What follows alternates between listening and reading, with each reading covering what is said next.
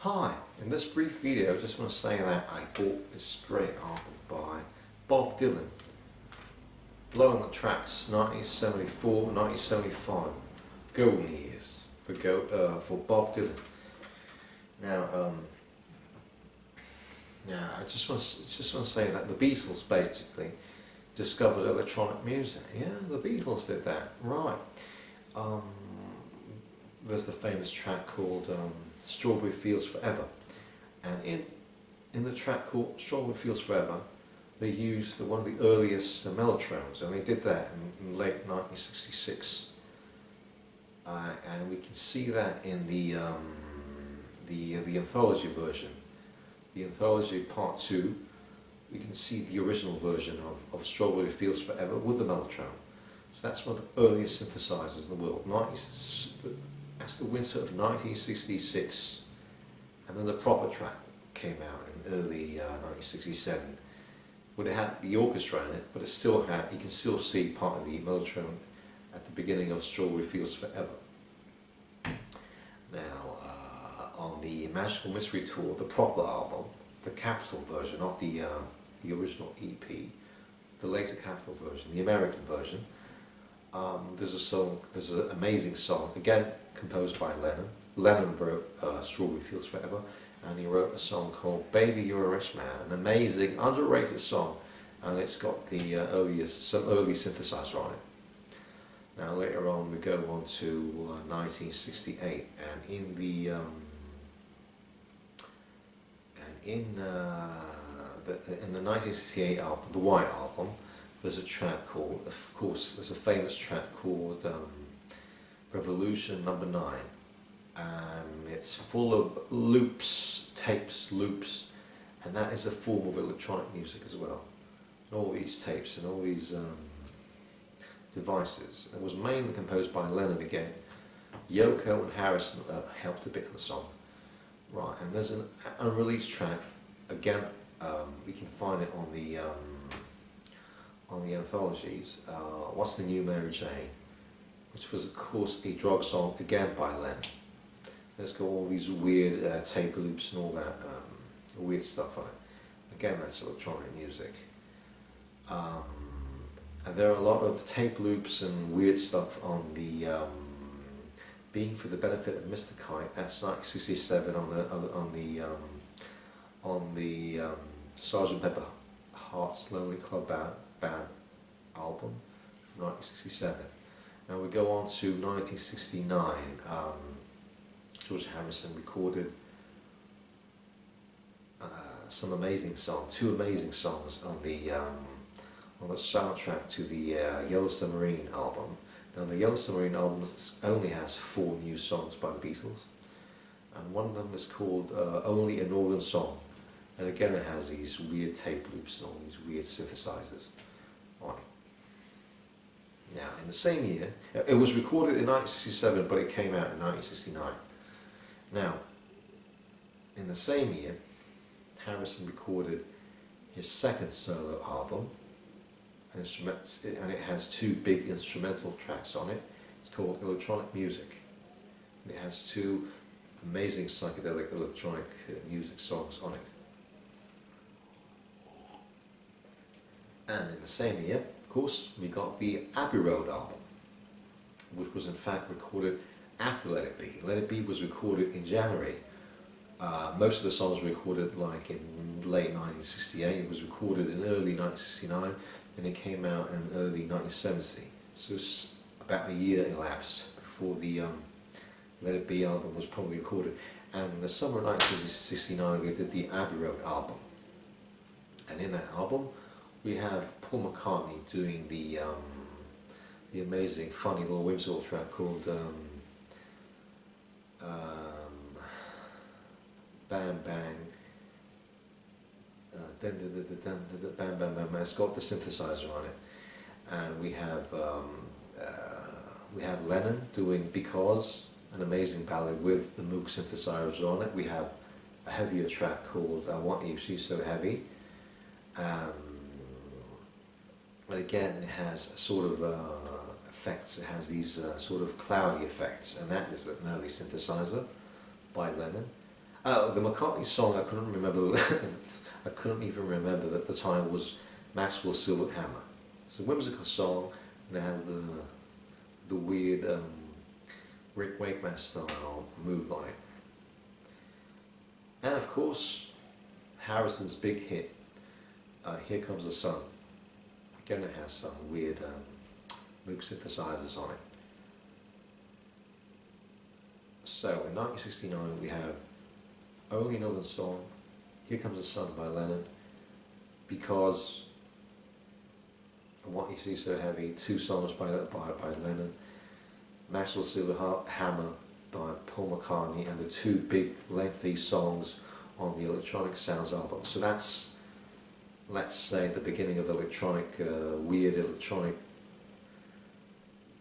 loops and weird things. And Lucy in the Sky with Diamonds also sounds a bit electronic with weird sound effects and all that. In, of course, the 1970s, 1967 Sgt. Hot's Club Band album. So that's the beginning of ambient electronics. Well, later on we have people who followed up to the Beatles and the early stuff. We have Brian Eno with this electronic stuff. We have ELO from Germany. We have Tangerine Dream from Germany. We have the early Scorpions album, the psychedelic stuff, so psychedelic era with all these weird synthesizers, and then we have Camel, Genesis, Rick Wakeman with Yes, Patrick Moore has the amazing stuff.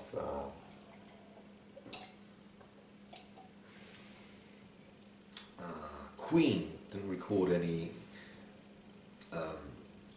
They desisted from using synthesizers and electronic stuff up until 1980. Right, that's a different story.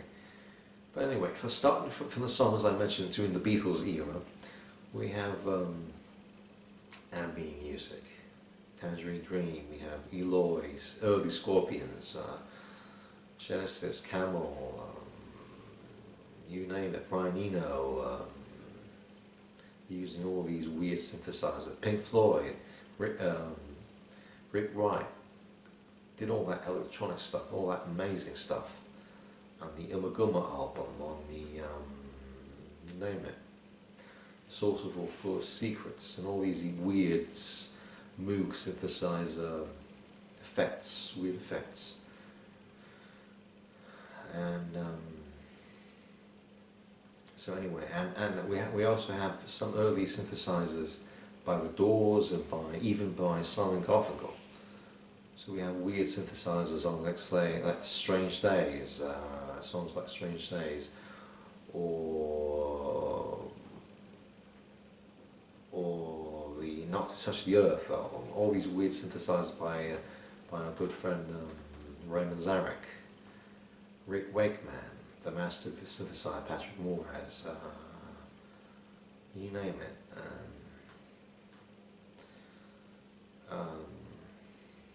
And also Jeffrey Downes from Asia was a good synthesizer player, really good synthesizer player. Anyway, and as the years went on, McCartney did an amazing psychedelic electronic instrumental piece called Indian, the Loop on the Moon, in his Red Rose album. That was in 1972. An amazing psychedelic instrumental track. And he did another psychedelic instrumental track on the 1978 London Town album called Cufflink. So he did some amazing electronics that are quite similar to Brian Eno. And Peter Baggins of Camel, he did all this amazing Moog synthesizer stuff, like the instrumental Aristelius in the 1976 album. He did Aristelius. And what about Airborne? So one of the main characteristics of prog music is that they sing at the beginning. There's this great instrumental in the middle, with all this electronic stuff in the middle, and then they do this refrain again at the end. So you can see that in songs like Airborne. But of course, all that started with the Beatles. Of course. The Beatles, I mean, Lennon, McCartney and Harrison did all that amazing stuff in their heyday, in the late 60s, the early 70s, with the solo stuff.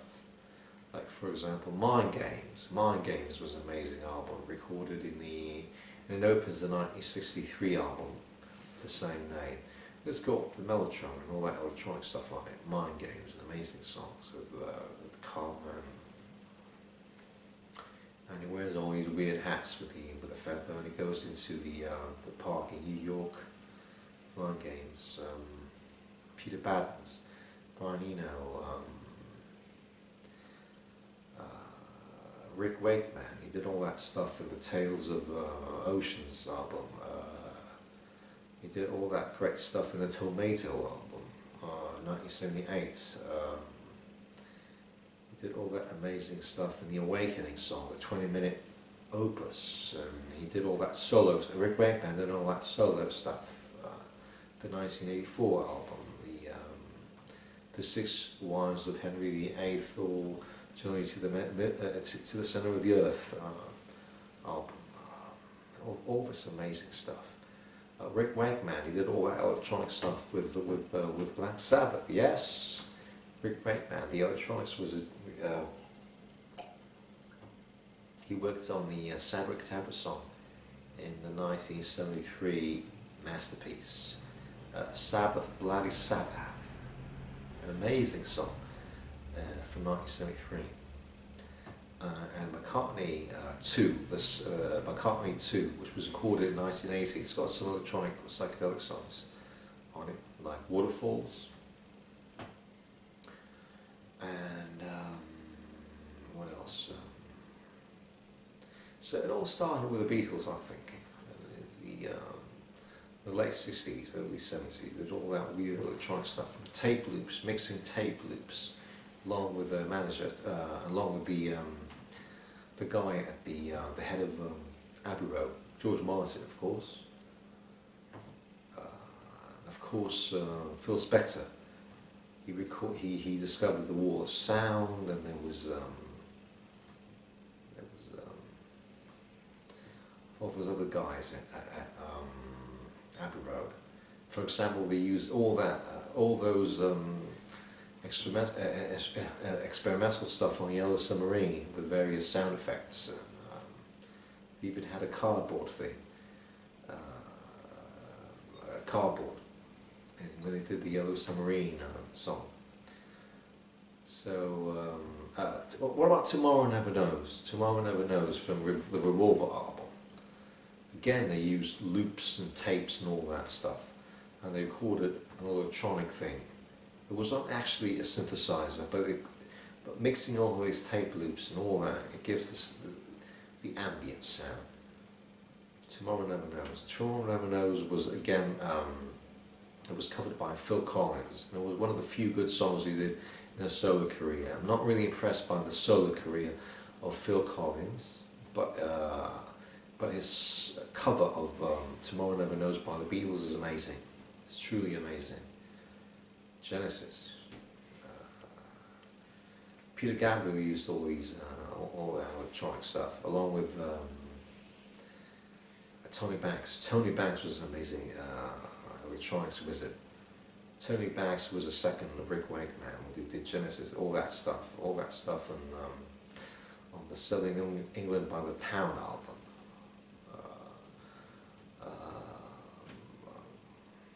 All that stuff with Rael, all that stuff with later on with the Trick of the Tails album, amazing stuff. Genesis. Peter Banks, I believe Peter Banks was the basis of Genesis. I mean, he did all the electronic stuff. And what about Moody Blues with Patrick Moraz and Rick Wakeman? He played in the Strawbs along with David Cousins. Amazing stuff. Well, there's still some good bands around today, in the present day. But the golden years were in the late 60s, 70s, early 80s. I mean, that was unbelievable stuff. But we still got some good bands right now, and I'm really glad for that.